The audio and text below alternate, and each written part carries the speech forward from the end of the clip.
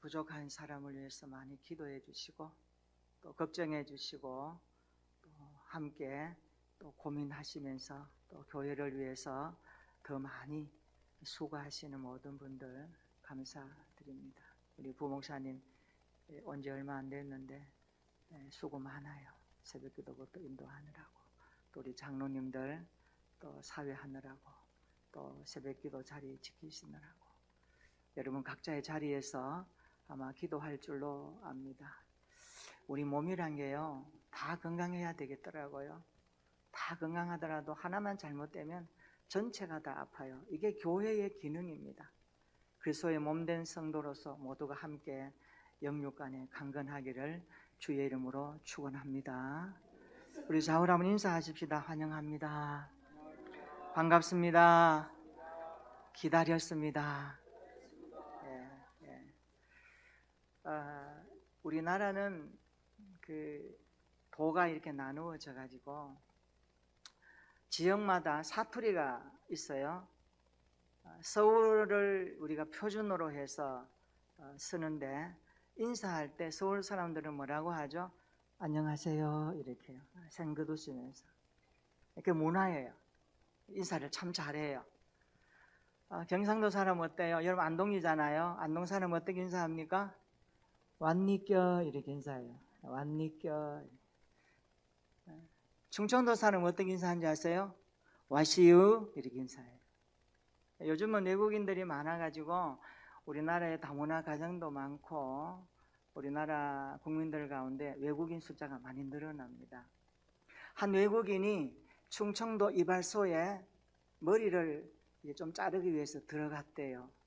들어가니까 그 충청도 이발사가 고유의 사투리로 이렇게 인사합니다. 와시유.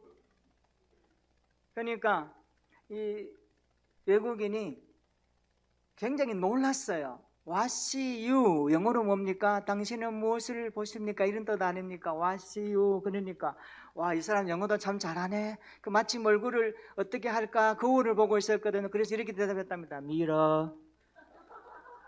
그러니까 이 이발사가 머리를 홀라당 다 밀어버렸답니다. 웃자고 할 일이지만 이 세상에는요 우리가 생각하지 않는 의도적이지 않게 일어나는 일들이 참 많아요. 그래서 사람들이 고민하기도 하고 갈등하기도 하고 힘든 것 같아요. 초대 사도행전 보면요 교회가 일취월장합니다. 굉장히 부흥을 해요. 그런데 그 짧은 시간의 부흥을 통하여 부작용도 참 많았습니다. 여러분 급하게 먹는 떡이 체한다는 말이 있죠. 그렇듯이 부작용도 많았어요. 어떤 부작용일까요? 1절은 이렇게 시작합니다. 한번 읽어볼까요? 자, 시작. 그때의 제자가 더 많아졌는데 헬라파 유대인들이 자기의 과부들이 매일의 구제에 빠짐으로 히브리파 사람을 원망하니. 아멘.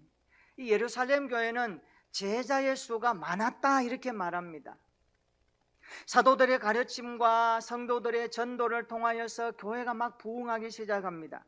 제자의 수가 많았다는 것은 뭘 말할까요? 성도의 수가 많았다는 그러한 내용 아닙니까? 초대 예루살렘 교회는 계속 성장합니다. 참 좋은 현상이에요. 그런데 헬라파 유대인들과 히브리파 사람들 간에 갈등이 일어났습니다. 이 둘은요 모두 유대교회에 있다가 복음을 듣고 예수님을 믿는 사람들입니다. 똑같은 예수를 믿어요.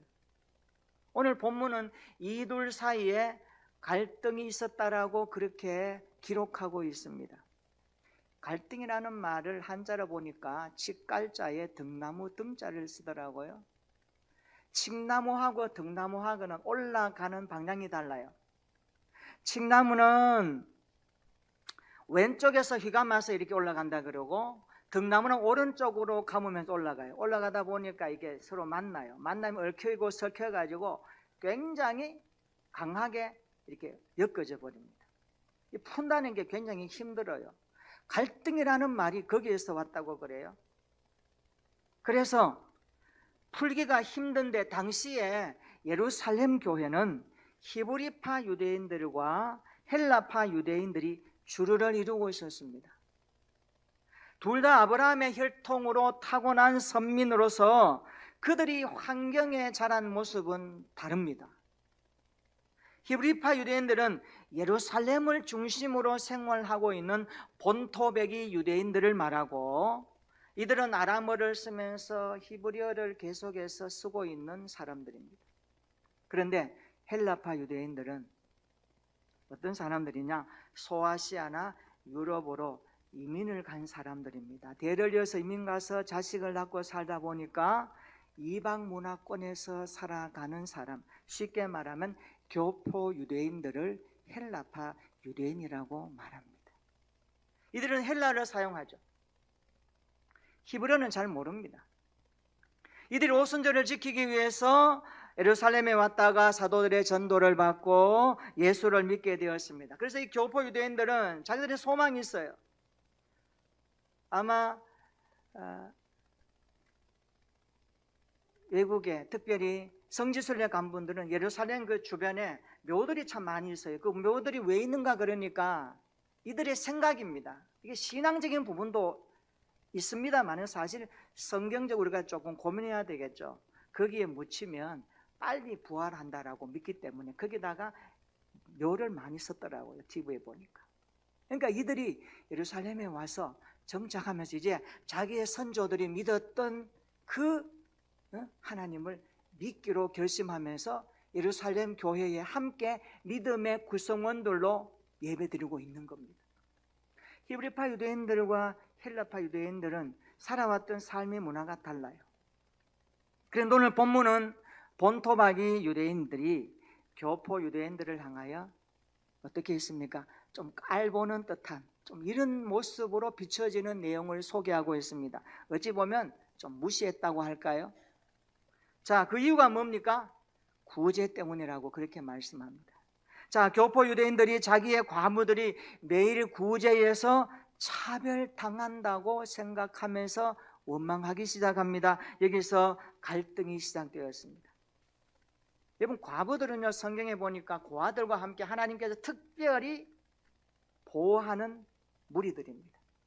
이들을 위해서 신원하신다라고 성경은 말씀합니다. 그러므로 자신의 생계를 꾸려나갈 수 없었던 과부들에 대해서 교회가 그 책임을 감당하고 있었습니다. 어느 교회가요? 예루살렘 교회가. 그런데 분명 예루살렘 교회는 구제금을 그들에게 나누어 주면서 잘 했습니다. 그런데 그리 생각할 때에 이게 좀 아닌 것 같던 거예요.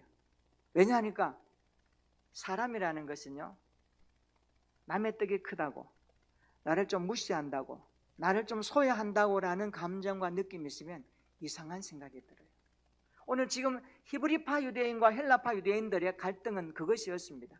사도행전 4장 35절에 보면 초대교회는요, 재산과 소유를 팔아서 사도들 앞에 두면서 그들이 각 필요를 따라서 나누어 주었다라고 분명히 말씀합니다. 분명히 교회가 그렇게 했습니다. 그러나 양적으로 비대해지다 보니까 예루살렘 교회는 문제를 맞이하기 시작합니다. 소위 갈등이라는 부분이 오늘 대두되기 시작합니다. 여러분, 인간은 어때요? 불완전합니다.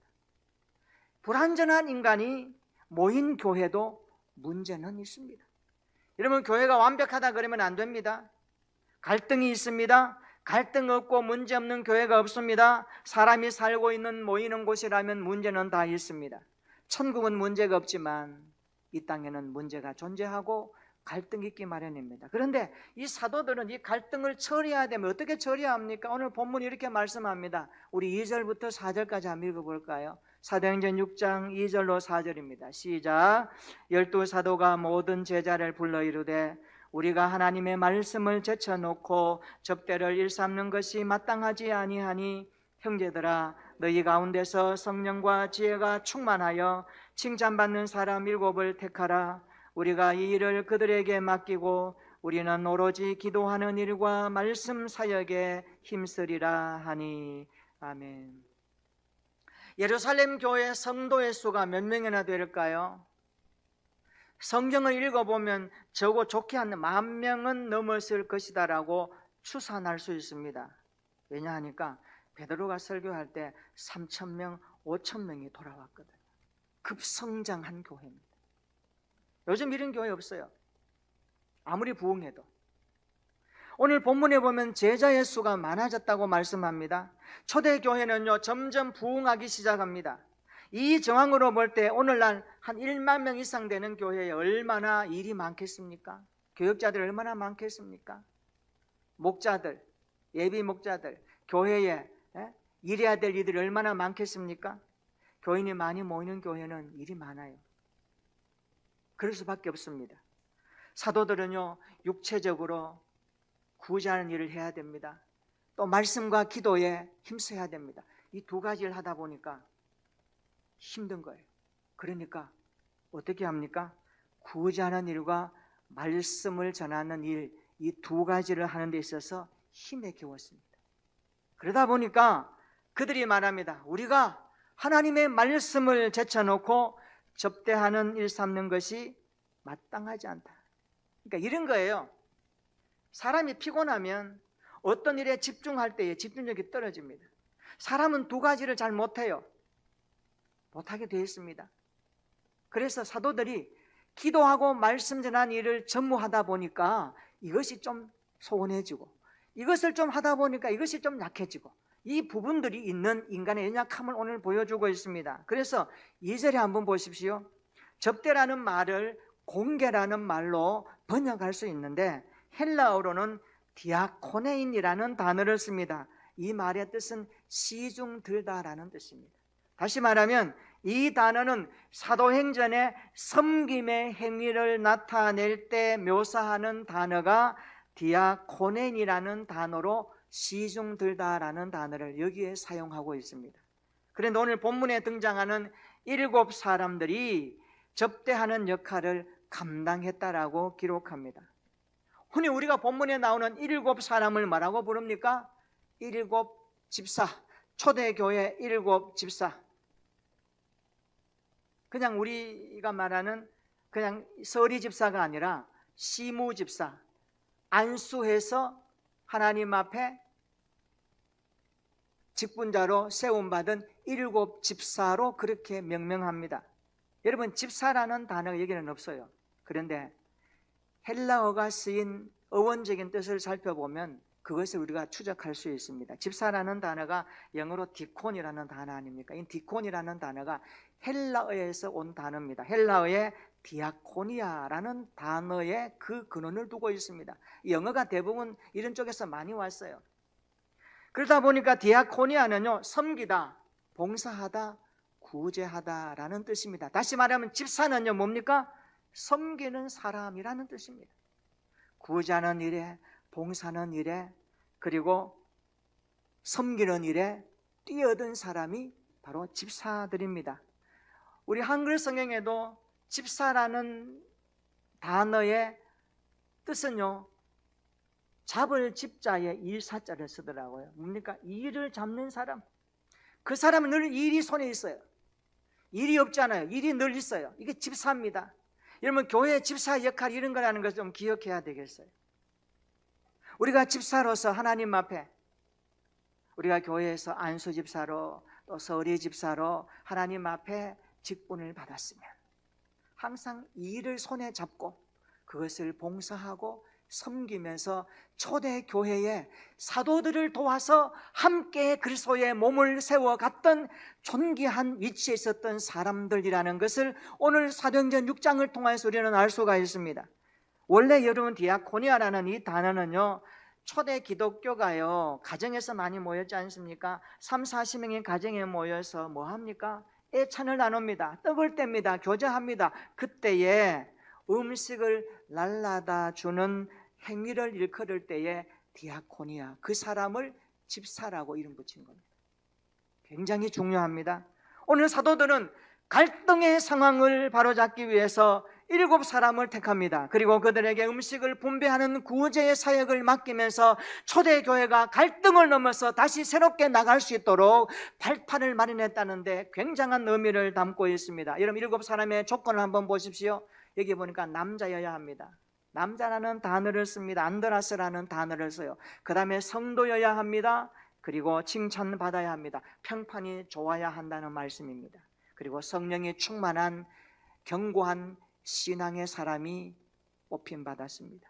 그리고 지혜로운 자였다라고 말씀합니다. 여러분, 이 자격 요건을 볼 때 매우 까다롭죠?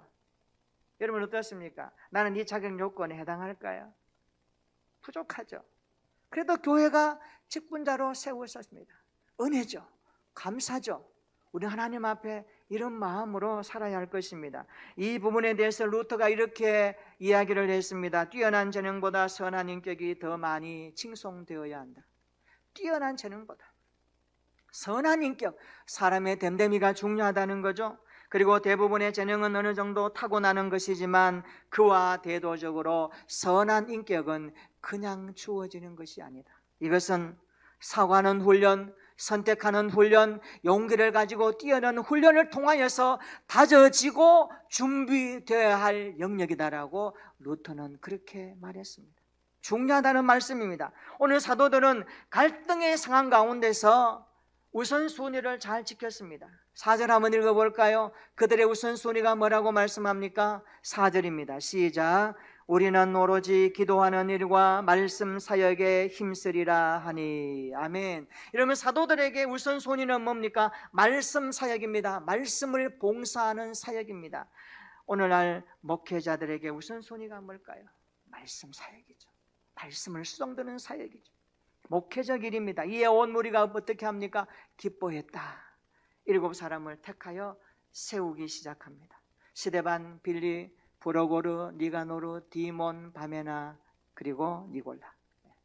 이거 제가 학교 다닐 때 시험 나와가지고 외웠습니다. 아직도 기억이 나요. 스데반, 빌리, 브로고르, 디몬, 바메나, 니골라. 어렵거든요. 이 사람 이름들이 다 헬라어입니다. 헬라어.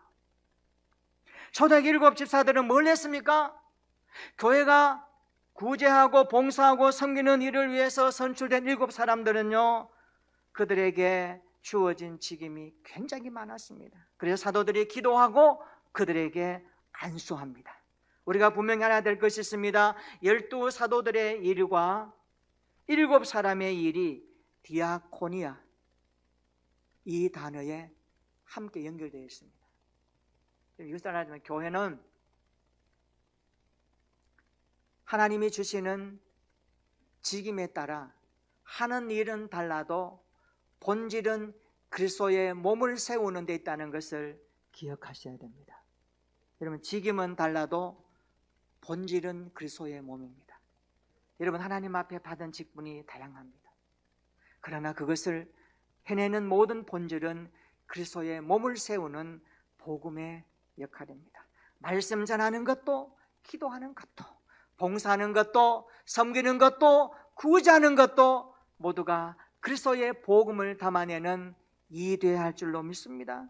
사도들이 말씀 사역이 목회적인 일이라면 7사람은 먹이는 사역입니다. 초대교회가 수많은 사람들이 모였으니까 얼마나 구제할 일이 많았겠습니까? 사회 사업이 참 많았습니다. 이것은 다 기독교의 사역들입니다. 교회는 2가지 사역의 균형을 맞춰야 됩니다. 교회도 살펴야 되고 지역도 살펴야 되고 이웃도 살펴야 됩니다. 이 땅도 살펴야 되고 타 지역도 살펴야 되고 선교 지역도 살펴야 됩니다. 이게 교회의 역할입니다. 이것은 전방위적 사역의 방향성이라는 것을 염두에 둬야 됩니다. 그러나 그 구심점에는 그리스도가 나타나야 한다는 사실입니다.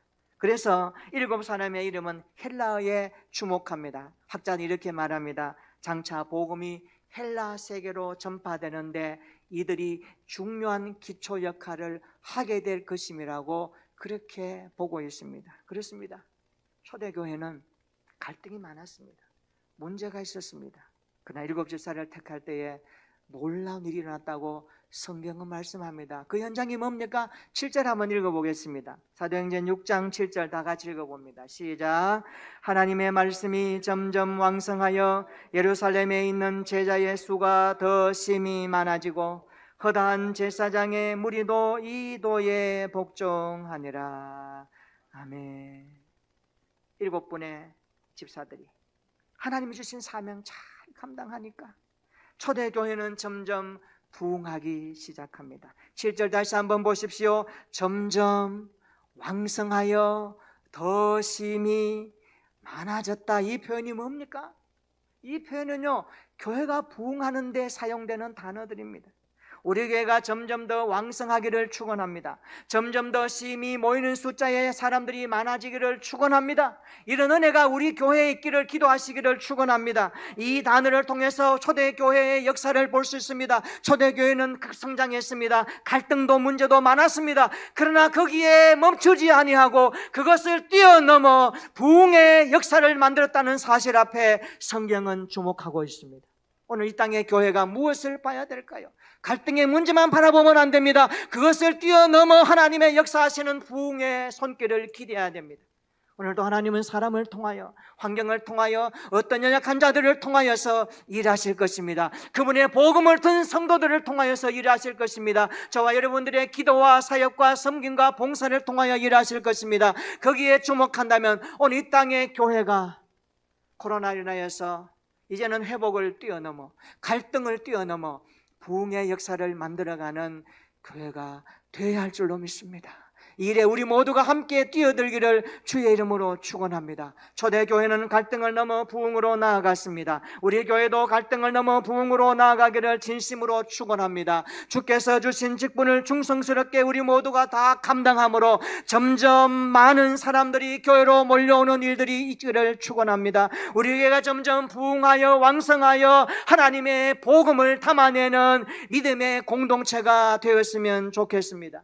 갈등을 넘어 부흥으로 나아갔던 초대교회처럼 우리 교회도 그렇게 되기를 축원합니다. 그렇다면 초대교회가 갈등을 넘어 부흥으로 나아갔던 그 구체적인 비결이 뭘까요? 우리 이것을 좀 찾고자 합니다. 초대교회가 갈등을 넘었다, 부흥으로 나아갔다, 그 비결이 뭘까? 저는 성경을 묵상하면서 두 가지를 좀 찾고자 합니다. 첫째는요, 초대교회는요, 갈등이 있을 때 사람을 세워서 그 갈등의 충격을 흡수하게 만들었습니다. 갈등의 충격을 흡수하게 만들었습니다. 여러분, 자동차에는 충격 흡수 장치가 있어요.